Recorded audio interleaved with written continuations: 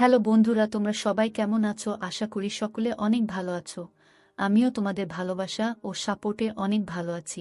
বন্ধুরা, তোমরা আমাকে যে পরিমাণে সাপোর্ট দিয়েছো, তাই আবারও তোমাদের জন্য হাতের কাজ করার নতুন আরও একটি গল্প নিয়ে হাজির হলাম। চলুন ভিডিওটি শুরু করি। আমার 14 বছর বয়সে মালকিন আমাকে তার বাড়িতে নিয়ে যান এবং আমাকে 500 টাকা দিয়ে মালকিন নিজের পিঠের ম্যাসেজ করাতেন। আমি 500 টাকায় রাজি হয়ে মালকিনের পিঠে মালিশ করতাম। কিন্তু একদিন রাতে মালকিন বলতে শুরু করলেন, প্রতাপ, আজকে রুমের লাইটটা নিভিয়ে দাও। আমি চুপচাপ নিভিয়ে দিলাম।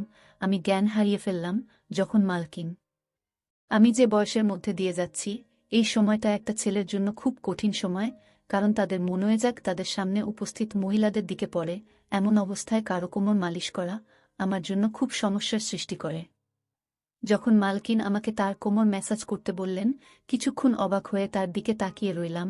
আমি কিভাবে এটা করব, এটা খুবই লজ্জার বিষয়, কিন্তু আমার বাবা বলেছিলেন, মালকিনের কোনো কথায় না করবি না, তিনি খুব দয়ালু মনের মহিলা। তুই যদি তার হৃদয়ে জায়গা করে নিতে পারিস, তবে তিনি তোকে বেতনের চেয়েও বেশি টাকা দেবেন। তিনি আমাকে টাকা দিয়েছেন, তা পুরো 500 টাকা, এবং বললেন, এই টাকাটা শুধু তোমার। আমি খুব খুশি হয়েছিলাম, কিন্তু যখন তিনি আমাকে তার কোমরে তেল দিয়ে মালিশ করতে বললেন, আমি হতভম্ব হয়ে তার দিকে তাকিয়ে রইলাম। তিনি কিভাবে একটা ছেলেকে দিয়ে মালিশ করাতে পারেন? আমি কিছু বললাম না, কিন্তু খুব নার্ভাস ছিলাম। তিনি আমাকে তার রুমে নিয়ে গেলেন, তারপর বিছানায় শুয়ে তার কোমরে তেল লাগাতে বললেন। আমি যখন তার কোমর থেকে তার কাপড়টা তুলে দিলাম, তখন আমার চোখ বড় বড় হয়ে গেল। তিনি আমাকে যে তেল দিয়েছিলেন, আমি চোখ বন্ধ করে আমার হাতে কিছুটা নিয়ে তার কোমরে লাগাতে লাগলাম। আমার একমাত্র চেষ্টা ছিল কাজে পুরোপুরি মনোনিবেশ করা। আমি একবারও তার কোমরের দিকে তাকাইনি, আমি শুধু চোখ নামিয়ে ম্যাসাজ করেছিলাম। আমার মনে আছে যে আমি যখন এখানে কাজ শুরু করি, প্রথম দিকে কাজের সময় অনুসারে আমি যখন মালকিনের ঘরে প্রবেশ করলাম, তখন মালকিনকে কিছুটা অন্যরকম লাগছিল। তার চেহারায় অদ্ভুত পরিবর্তন লক্ষ্য করলাম। তিনি ঘামে ভিজে যাচ্ছিলেন। আমি জানি না তার কি হয়েছিল। আমাকে দেখামাত্রই সে হঠাৎ সোজা হয়ে আমার দিক থেকে অন্য দিকে তাকাতে লাগলেন। আমি কিছুটা অবাক হয়ে মালকিনের দিকে তাকিয়েছিলাম। আমার মনে হলো মালকিনের শরীর ভালো নেই। আমি সবসময় নীরবে মালকিনের সেবা করতাম, কিন্তু আজ আমি কিছুটা দ্বিধা নিয়ে মালকিনের দিকে তাকিয়ে তাকে জিজ্ঞেস করলাম, মালকিন, আপনি ঠিক আছেন তো? আপনাকে অন্যরকম লাগছে মনে হয়। আমি আমার মালকিনকে মন থেকে সম্মান করতাম এবং আমি তার জন্য চিন্তিত থাকতাম, কারণ তিনি কেবল আমার মালকিনই ছিলেন না, আমার কাছে তিনি একজন খুব ভালো অভিভাবক ছিলেন। তিনি ছোটবেলা থেকেই আমাকে সাহায্য করেছিলেন এবং তিনি আমার দুঃখী জীবনকে সুখী করে তুলতে খুব সাহায্য করেছিলেন। আমি কষ্টে ছিলাম, কিন্তু তার দেওয়া টাকা আমার জীবন বদলে দেয়। আমার বাড়ির অবস্থা পাল্টে যায়। আমার প্রশ্নে মালকিন নাতে মাথা নেড়ে আমাকে আশ্বস্ত করলেন যে তিনি একেবারে ঠিক আছেন, কিন্তু তার মুখে স্পষ্ট দেখা যাচ্ছিল যে তিনি কিছু লুকাচ্ছেন এবং তিনি খুব টেনশনে আছেন। কয়েক মাস ধরে তার বাড়িতে কাজ করছি। আজকে প্রথমবার যখন তিনি আমাকে ম্যাসাজ করতে বললেন, আমি খুব ভয় পেয়েছিলাম। কারণ পুরো বাড়িতে তিনি একাই থাকতেন, না স্বামী না কোনো সন্তান। এই কথাটা শুনে আমি প্রথমে চুপ হয়ে গেলাম, কিন্তু আমি মালিশ করলাম, সারাক্ষণ আমার হাত কাঁপছিল। আমি ভেবেছিলাম মালকিন একদিনের জন্য আমাকে দিয়ে এই কাজটা করাবেন, কিন্তু এখন তিনি আমাকে দিয়ে প্রতিদিন মেসেজ করানো শুরু করলেন। আমি মালাকনের কোনো কাজে এতটা ঘৃণা বোধ করিনি, কারণ তিনি কোনো উদ্দেশ্য নিয়ে আমাকে দিয়ে কোনো কাজ করাতেন না। কিন্তু যখন আমি একা রুমের মধ্যে তাকে তেল মালিশ করতাম, তখন আমার খুব অস্বস্তি হতো। একটা অদ্ভুত ব্যাপার হলো যে আমি মালকিনকে মালিশ করা শুরু করার পর থেকে মালকিন আমার দিকে খুব ভালোবাসার চোখে তাকাতে লাগলেন। আগে তিনি আমাকে 500 টাকা দিতেন, কিন্তু এখন 1000 1200 টাকা দিতেন। তার এই ভালোবাসায় আমি বিরক্ত হয়ে গেছিলাম। কিন্তু আজও প্রতিদিনের মতো আমি তেলের বোতল হাতে নিয়ে মালিশ করতে গেলাম। আমি 4 বছর বয়স থেকে মালকিনের কোমর মালিশ করে আসছি। এই কাজটি আমাকে অনেক বিব্রত এবং বিভ্রান্ত করত। আমার মালকিনের উপর রাগও হতো, কারণ তিনি আমাকে দিয়ে এসব কাজ করাতেন, কিন্তু আমি এসব করতে বাধ্য ছিলাম। কারণ আমার টাকা চাই, এবং কাজের বিনিময়ে আমার মালকিন আমাকে প্রতিদিন 500 টাকা দিতেন, তাই আমি নীরবে মালকিনের জন্য এই কাজটি করতে থাকলাম। অনেক পরে আমি বুঝতে পেরেছিলাম যে মালিকিন কেন আমাকে দিয়ে এই কাজ করাতেন। আমি তেল নিয়ে আমার মালকিনের বিছানায় বসলাম। তারপর হঠাৎ মালকিন আমাকে বলল, প্রতাপ, ঘরের আলো নিভিয়ে দাও। আমি হতবাক হয়ে মালকিনের দিকে তাকালাম। আমার গড়বড় মনে হচ্ছিল, কিন্তু মালকিনকে কিছুই বলতে পারলাম না। আমি ঘরের আলো নিভিয়ে দিলাম এবং অন্ধকারে হাতড়ে হাতড়ে মালকিনের বিছানার কাছে পৌঁছালাম। অন্ধকারে বুঝতে পারলাম মালকিন বিছানায় শুয়ে আছেন। আমি মালকিনের দিকে হাত বাড়ালে মালকিন আমাকে থামিয়ে দিয়ে আমার হাত ধরে তিনি আমাকে যা বললেন তাতে আমি জ্ঞান হারিয়ে ফেললাম। আমার বুক ধুকধুক করতে শুরু করল। আমি আমার জায়গায় বসে রইলাম। আমার নড়াচড়া করা কঠিন হয়ে পড়ে। আমার মালকিনের কথা শুনে আমি কেঁপে উঠেছিলাম। আমি বাঁকুড়ার একটি গ্রামে থাকতাম। আমার পরিবার খুবই গরিব। আমার বয়স যেহেতু 4 বছর, তাই আমার পক্ষে কাজ পাওয়া বা টাকা ইনকাম করা কঠিন ছিল। আমি বাধ্য হয়ে আমার বাবা মাকে কষ্ট করে সংসার চালাতে দেখেছি। তারা খুব কষ্টে ছিল, কিন্তু আমি তাদের কোনো সাহায্য করতে পারিনি। আমি খুব আবেগী ছিলাম, কিন্তু কোনোভাবে টাকা ইনকাম করে তাদের সাহায্য করতে পারিনি, যাতে তাদের একটি ভালো জীবন দিতে পারি। লেখাপড়া করা আমার স্বপ্ন ছিল, কিন্তু আমি জানতাম যে আমাদের কাছে লেখাপড়া করার টাকা নেই। আমাদের বাড়িতে খাওয়া দাওয়া করাই খুব কঠিন, তবে আমি জানতাম যে আমি যদি আমার শখ প্রকাশ করি, তবে আমার মা বাবা এত কষ্টের মধ্যেও নিশ্চয়ই আমাকে পড়াতেন। কিন্তু আমি এতটা স্বার্থপর ছিলাম না, তাই নিজের শখগুলোকে নিজের মধ্যে দমিয়ে রেখেছিলাম। এবং এই জিনিসটি আমাকে আরও উদাস করত। সেই দিনগুলিতেই মালকিন আমার জীবনে এসেছিলেন। মালকিন একজন বয়স্ক মহিলা এবং একা থাকতেন। তার স্বামী তাকে ডিভোর্স দিয়েছিলেন এবং তার কোনো সন্তান ছিল না। তবে তার অনেক টাকা ছিল, তার অনেক জমিজমাও আমাদের গ্রামে ছিল। মালকিনের নিজের জমিতে কিছু গুরুত্বপূর্ণ কাজ ছিল, তাই আমাদের গ্রামে আসার পর তিনি আমাকে দেখে আমার দিকে তাকিয়ে জানতে চাইলেন আমি কেন স্কুলে যাই না এবং কেন আমি পড়াশোনা করি না। আমি দুঃখের সাথে তাকে আমাদের অবস্থার কথা বললাম এবং বললাম যে আমি আমার পরিস্থিতির কারণে পড়াশোনা করতে পারিনি। পড়াশোনা করলে আমাদের ঘরে খাওয়া দাওয়া বন্ধ হয়ে যাবে। আমার কথা শুনে মালিকিন চিন্তায় পড়ে গেলেন। এরপর তিনি আমাদের বাড়িতে এসে আমার বাবা মায়ের সাথে কথা বললেন এবং বললেন যে বাড়ির ছোটখাটো কাজের জন্য তার আমার বয়সী একটি ছেলে দরকার।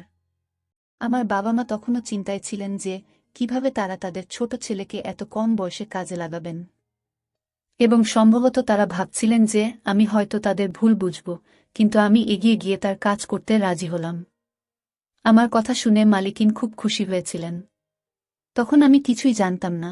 আমি শুধু ভেবেছিলাম মালিকিন তার ইচ্ছানুযায়ী ছোটখাটো কাজ করবেন, আর আমি সব কাজ করতেই প্রস্তুত ছিলাম। আমি খুশি মনে রাজি হলে আমার বাবা মাও চুপ হয়ে গেলেন। মালকিন আমার বাবা মায়ের হাতে বেশ কিছু টাকা দিয়েছিলেন এবং তাদের আশ্বাস দিয়েছিলেন যে তিনি প্রতি মাসে টাকা পাঠাবেন, যাতে আমাদের বাড়ির কষ্ট দূর হয়। মনে মনে আমি খুশি ছিলাম, আমার স্বপ্ন সত্যি হতে চলেছে, কারণ আমি সবসময় আমার বাবা মায়ের অবস্থা পরিবর্তন করতে চেয়েছিলাম। আমি আমার জিনিসপত্র গুছিয়ে মালকিনের সাথে শহরে চলে এলাম। মালকিনের শহরে সুন্দর বাড়ি ছিল। এত সুন্দর বাড়ি আমি জীবনে প্রথম দেখেছিলাম। মালকিন আমার থাকার জন্য একটি রুম দিয়েছেন। রুমটি খুবই ছোট, কিন্তু খুব সুন্দরভাবে সাজানো ছিল। রুমে দামি দামি আসবাবপত্র রাখা ছিল। আমার মনে হচ্ছিল যেন ঘরটা আমার স্বপ্নের মতো তৈরি করা হয়েছে। মালকিন আমাকে ছোটখাটো কাজ বুঝিয়ে দিলেন, যার মধ্যে কাপড় দিয়ে রোজ তার গাড়ি পরিষ্কার করা, রাতে তাকে দুধের সাথে জল দেওয়া এবং দিনে 3 বার খাওয়ার বাসনপত্র ধোয়া ইত্যাদি। এই কাজগুলো আমার মতো গরিব একজন ছেলের পক্ষে খুব সহজ ছিল। মালকিনের বাড়িতে বাইরে থেকে রান্না করা খাবার আসত এবং মালিকিন তার সাথে আমাকেও খেতে দিতেন। প্রথম দিনই আমাকে ভালো জামাকাপড় দেওয়া হয়েছিল, জুতাও কিনে দিয়েছিলেন। মালকিনের দয়া এখানেই শেষ হয়নি। তিনি আমাকে বলেছিলেন যে তিনি খুব শীঘ্রই আমাকে একটি ভালো স্কুলে ভর্তি করাবেন, যাতে আমি আমার পড়াশোনা চালিয়ে যেতে পারি। শুনে আমি খুব খুশি হয়ে গেলাম। কিন্তু রাত নামার সাথে সাথে মালকিন আমাকে তার ঘরে ডেকে একটি সুগন্ধযুক্ত সিসি দিয়ে বললেন, আমার গায়ে ম্যাসেজ করো। আমি মাথা নেড়ে তাড়াতাড়ি তেল এনে মালকিনের পায়ের কাছে গিয়ে বসলাম। আমি ভেবেছিলাম যে আমাকে মালকিনের পা ম্যাসেজ করতে হবে, এবং আমি খুশি খুশি এটি করতে রাজি ছিলাম। কিন্তু মালকিন আমাকে থামিয়ে তার কোমরের নিচের দিকে ম্যাসেজ করতে বললেন। এটা করতে আমার লজ্জা করছিল, কিন্তু কোনোরকমে আমি মালকিনের শরীরে ম্যাসাজ করলাম। আমি তারপর উঠে রুম থেকে চলে গেলাম। আমি ভাবলাম মালকিন মনে হয় ক্লান্ত হয়ে পড়েছেন। আর আমাকে দিয়ে মেসেজ করাবেন না, কিন্তু আমার ধারণা ভুল ছিল। আমি খুব চটকা ছেলে ছিলাম, তাই সব কাজ তাড়াতাড়ি করে ফেলতাম, কিন্তু রাত নামলেই আবার একইভাবে মালকিন আমাকে রুমে ডেকে এক শিশি তেল দিলেন। এটা ভেবে মন খারাপ হয়ে গেল যে আজকেও আমাকে মালকিনের মালিশ করতে হবে। পা পর্যন্ত তো ঠিক ছিল, কিন্তু মালকিন আমাকে দিয়ে যেখানে মালিশ করাতেন সেটি আমার কাছে অস্বস্তি করছিল। আজও আমি কোনোরকমে মালকিনের মালিশ করে তার দিকে তাকালাম। তিনি শান্তিতে ঘুমাচ্ছিলেন। আমি বুঝতে পারছিলাম না মালকিন এতে কি সুখ পান। মালকিনের কাজকর্ম আমাকে অবাক করছিল। 3 দিন পরেই মালকিন আমাকে একটি ভালো স্কুলে ভর্তি করিয়েছিলেন। আমি আমার মালকিনের জন্য পাগল ছিলাম, কিন্তু আমার মালকিনের মেসেজ করতে ভালো লাগত না। মালকিন এটি তার রুটিনে পরিণত করেছিলেন। আর প্রতিদিন সে আমাকে মেসেজ করতে বলতেন। আমি তার অনুগ্রহে ছিলাম, তাই আমি না করতে পারছিলাম না। তাই কিছু না বলে আমি আমার মালকিনকে মেসেজ করতে লাগলাম। মালকিন সম্ভবত বুঝতে পেরেছিল যে আমি তার মালিশ বিরক্তি নিয়ে করি। সেজন্য আমার বেতন বাদেও তিনি আমাকে প্রতিদিন 500 টাকা করে দিতে লাগলেন, এবং আমি আনন্দের সাথে টাকার জন্য এই কাজটি করতে লাগলাম। এইভাবে আমি মালাকনের বাড়িতে অনেক দিন ছিলাম, এবং এখন আমি এতে অভ্যস্ত হয়ে গেছি। মালকিনের একটি ভালো অভ্যাস ছিল যে মাস শেষ হলেই তিনি আমাকে না বলেই আমার বাড়িতে টাকা পাঠিয়ে দিতেন, যা আমার বাবা মায়ের জীবনকে সহজ করে দিয়েছিল। আমিও খুব কষ্ট করে পড়াশোনা করছিলাম যে সারা জীবন যাতে আমাকে মালকিনের মতো মহিলাদের বাড়িতে থেকে তাদের ইচ্ছা পূরণ করতে না হয়। একদিন আমি প্রতিদিনের মতো মালকিনের মেসেজ করতে তার রুমে গেলে মালকিন আমার দিকে একভাবে তাকাতে লাগলেন। তাকে মালিশ করার সময় আমার মুখে সবসময় একটা বিরক্তি ভাব থাকত, এবং আমি এভাবেই তার মেসেজ করতাম, এবং মালকিনও এটা অনুভব করতেন। তাই মালকিন আমার দিকে মনোযোগ দিয়ে তাকিয়ে তারপর বললেন যে আমি জানি আমার এই কাজটা করতে তোমার খারাপ লাগে, কিন্তু আমি অসহায়, তাই তোমার খারাপ লাগা সত্ত্বেও তোমাকে দিয়ে এই কাজটা করিয়ে নিই। মালকিনের মুখে উদাস ভাব ফুটে উঠল। আমি কিছু বুঝতে না পেরে মালকিনের দিকে তাকাতে লাগলাম। আমি বুঝতে পারিনি, তাই মালকিন আমাকে তার বাধ্যবাধকতার কথা বললেন, আর লজ্জায় আমার অবস্থা খারাপ হতে লাগল। মালকিন আমাকে বললেন যে তার মেরুদণ্ডের সমস্যা রয়েছে, যার কারণে তিনি মালিশ না করিয়ে রাতে ঘুমাতে পারেন না। মালকিন এই কাজের জন্য নার্স রেখেছিলেন, কিন্তু তারা সবাই কোনো না কোনো অজুহাত দেখিয়ে কখনো কখনো তাড়াতাড়ি মেসেজ করে, আবার কখনো কখনো মেসেজ না করেই চলে যায়। বাধ্য হয়ে মালকিন আমাকে কাজে রাখেন, এবং তিনি আমার এত উপকার করতেন যাতে আমি তার মেসেজ করতে না বলতে না পারি। এসব কথা বলে মালকিন চুপ করলেন, আর আমি মালকিনের কথায় খুব লজ্জিত হলাম, এবং আমার আচরণের জন্য আমার খুব খারাপ লাগছিল। যে মহিলা আমার এত উপকার করেছেন তাকে নিয়ে আমি উল্টোপাল্টা ভেবেছি বলে আমি আফসোস অনুভব করছিলাম। এই রোগের কথা শুনে আমি আমার মালকিনের মালিশ আমার সমস্ত হৃদয় দিয়ে করতাম, এবং কখনো বিরক্ত হতাম না। মালকিন আমাকে খুশি করতেন। আমি এখন যুবক হয়ে গিয়েছি, এবং মালকিন খুব বৃদ্ধ হয়ে গিয়েছেন। একদিন আমি মালকিনকে মালিশ করতে তার রুমে গিয়ে দেখলাম মালকিনের অবস্থা খুব খারাপ। আমি জিজ্ঞাসা করলেও মালকিন আমাকে কিছুই বললেন না। আমি যখন মেসেজ করা শুরু করলাম, প্রথমবারের মতো মালকিন আমাকে লাইট অফ করতে বললেন। আমি অবাক হয়েছিলাম, কিন্তু আমি তার কথা মেনে লাইট বন্ধ করে তার কাছে গিয়ে বসলাম। এমন সময় মালকিন আমার হাত ধরে আমাকে বললেন, আজ আমার শরীর খুব খারাপ লাগছে, আর বুকেও ব্যথা হচ্ছে। আমার মনে হচ্ছে আমার সময় ঘনিয়ে এসেছে। মালকিনের কথা শুনে আমি ঘামতে লাগলাম। আমি নীরবে বসে রইলাম। মালকিন বললেন, তোমার যত্ন আমার মন জয় করে নিয়েছে। আমার যদি ছেলে থাকত, তবে তোমার মতো আমার যত্ন নিত। আমি তোমাকে আমার ছেলে মনে করি। আমি আমার সমস্ত সম্পত্তি তোমার নামে করে দিয়েছি। নিজের খেয়াল রেখো।